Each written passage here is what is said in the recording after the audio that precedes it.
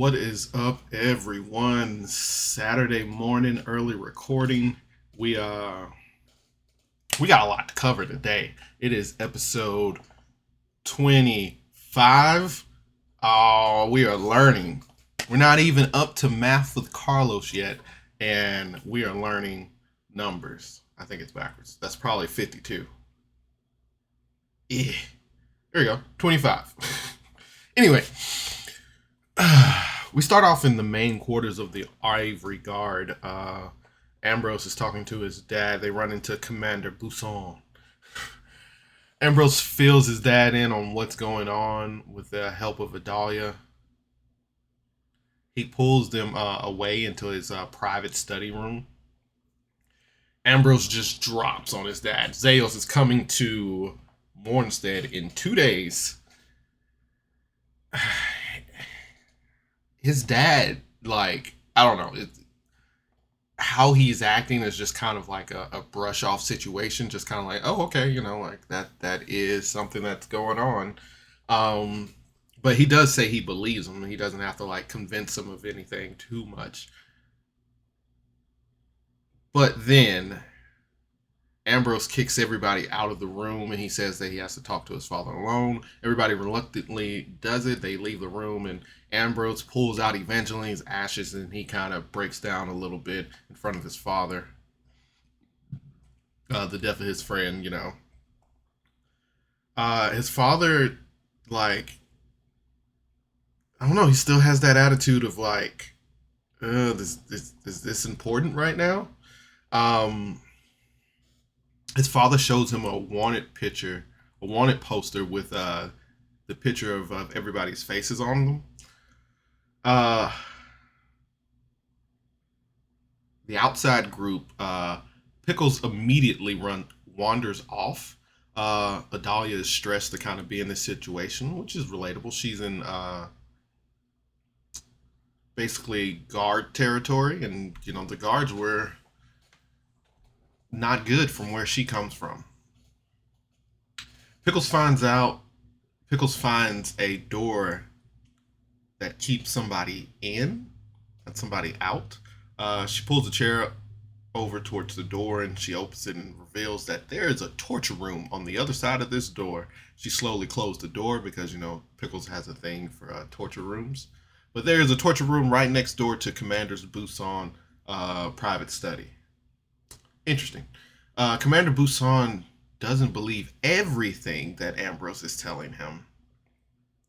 As the group comes back into the study room, Adalia casts Major Image to show him life inside of Northwatch. We find out that Adalia's parents were hung from the walls of Northwatch. Commander Boussant seems to not care about this or believe too much of it.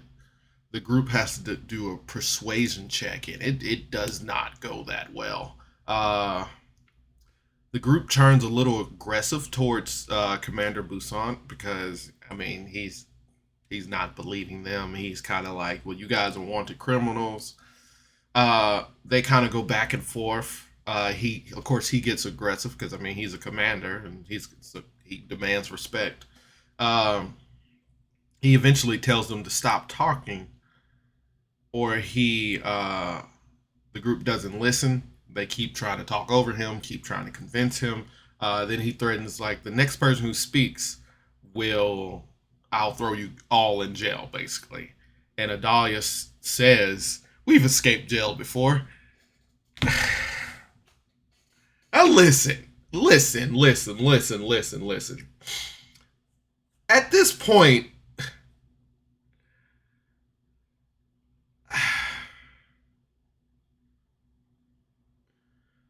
this is Ambrose's father. And I get that the group was worked up and it seemed like this guy didn't care. It seemed like whatever. But Ambrose should have, I don't know. Ambrose should have, I wonder, I don't know, because Ambrose should have handled this from that point. But I don't know. The tensions were high. it just seemed like that I don't know. There's a lot. Just man, it's real stressful situation because it's like this is a player's father family, and it's just kind of like it turned south real fast. So I wonder if Ian wrote his dad to be this jerk, or was this just something that Carlos did? It's that character backstory you're kind of waiting for. But anyway, Adalia says we've escaped jails before, and shit just instantly hits the fan. Commander Boussant calls for the guards, tell them to arrest this group. Ambrose drops a fog cloud. Dahlia casts Pass Without a Trace. And then Ambrose pushes everyone out of the room, and Commander Boussant disowns him with his last breath of him seeing his father. In this next part, God, I love a good chase scene. A good chase or stealth scene where you have to roll and then just kind of give explanation of what you're doing. But like they're like trying to get out of this headquarters, and they're going down the stairs. They're casting spells. Lots of fog clouds going off. We find out Pickles can cast fog cloud. There's just so much chaos as they're running throughout this headquarters. Only thing I do is like when only thing that I felt like there should have been more rolls. But I get that they were casting spells that would stop them from rolling, that they didn't have to roll on, like fog cloud just gives them disadvantage, and then it's like darkness or something. And then Dahlia cast Pass Without Trace. There was another spell that was cast that I can't remember, but I do wish there were more rolls, like persuasion checks for like the guard showing up and being like, instead of them just being immediately like arrest them, they don't know what's going on, just like they should have been like, oh, Commander Boussant needs your help in there or something. And then like again they cast fog cloud, but like should have been rolls to catch them or something. But yeah, it was still really good. I love a good chase scene, and this was a really good chase scene. um Ambrose ends up leading them to the sewers. They decide to head back to the Black Rose. As they're going into the Black Rose, they run into guards that are coming out of the Black Rose after, I guess, a long day of drinking. Mirage instantly casts a magic spell, like some kind of sticky web or sticky substance, and the guards are like upset, like, "What did you do that for?" type thing. They help try to clean the stuff off of the guards. Then we find out that Mirage has like a homebrew mechanic, that his spells aren't magical. They are clearly like scientifical science inventions. Um, so dispel magic doesn't work on Mirage. Pickles heads to the back and yells for her brother and kind of informs him what's going on, and she gets upset, like, you should have told us that this was gonna happen. And he's just like, I'm not your guide, I'm not your shepherd, type thing. Uh, she demands that he help them get out of this, and he's like, oh, okay, whatever. You'll have to see the face sculptor.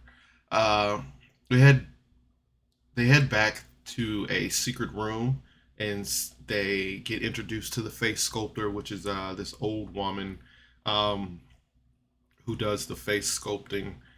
Uh, Ferric asks a couple of questions of how this is performed, because apparently his race, Kilm or the Fae, can steal people's faces, but they have to kill them. So Ferric is just like, are these like dead people faces? Uh, Adalia changes into Miss Scarlet.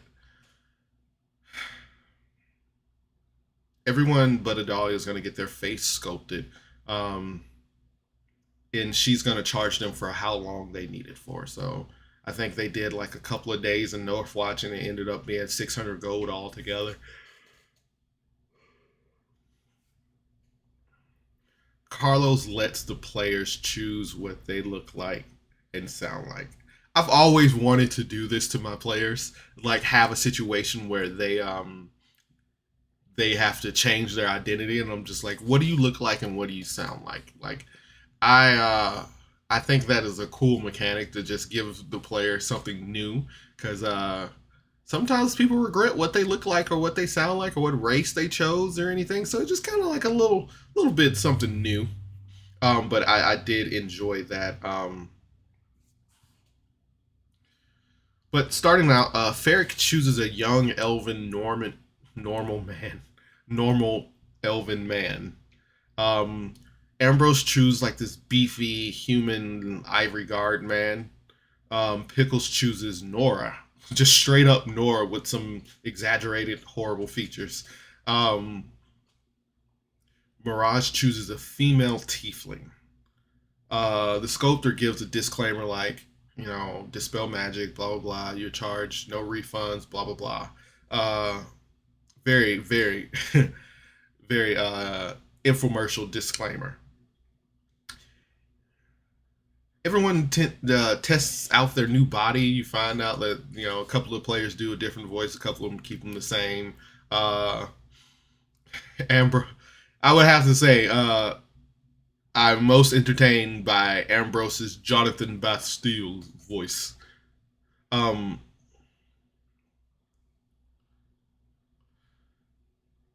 Pickles thanks her brother.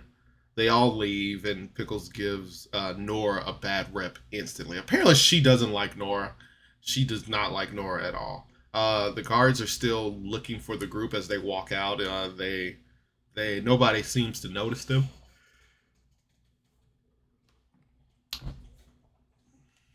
They head back to Vilvanis's shop and they ask him for refuge. Ambrose asks the Ambrose asks for like a rogue person that can sneak into his house. Ferry ends up knowing someone that could help with that. Contact named Waterfall. Mirage says they might be good to. Mirage tells them it might be good to change their names. Um, and then they kind of go over their names. Mirage is Zarina. Pickles is Nora, of course. Ambrose is Jonathan Bastille. Ferric is Merrick. And Adalia is Briella. Vilvanis is a great host. Just it's like they checked into an Airbnb and he's like, I'm cooking dinner, drinks are on me. What do you guys need? I got it. Vilvanis really like is a great host. Um Merrick and Briella spy on Christopher with her mirror that can check in on anybody. Uh Christopher is getting it in. He is between the sheets and he's a freak. But he's getting it in. The group talks as they go over their new magical items because they got a couple of magic items a while ago, I think a session or two ago, and they never went over what they can do. So Ferric got a lyre that can cast mass suggestion up to 12 people. Ambrose got a compass. When attuned, it will always find a person or somebody or him. I wasn't really too sure about that. Pickles got a +1 brass knuckle so she can punch things better. Mirage got a ring of mind shielding. That's important. Adalia got a mirror that lets her cast Scry 2 times a day. And Mirage is a great liar. He forms this elaborate backstory for Zarina instantly. One thing I do like about this group, they always find time to have fun in the moment. Doesn't matter what evil villains come in, don't matter who just died, they're always going to be like, hey, let's go to this bar and dance and sing and get drunk. And I really do enjoy that, kind of like that downtime. Like, things might be bad right now, but we are going to enjoy ourselves. Uh, I reiterate, Vilvanis is a great host. He finds their cart like, early before they got there. He found their cart. He cooks them. He cooks for them. He gives them free booze. Um, I'm expecting him to be like, hey, by the way, here's the bill. Pay it back whenever you can get a chance. But here's the hospitality bill. No rush. But if you don't pay it, I will send assassins after you. But Vilvanus retires to bed and he heads upstairs, and then the group's just kind of down there. And that's where the episode ends. That very, very much going on in that episode with just his father. Like this, Ambrose's father, there's so much skeptical things going on here. Is Ambrose's father a traitor? Is he working for Zeus? What is going on here? I feel like a lot, and we got a good chase scene. We got some new players, quote unquote. I really did like this episode.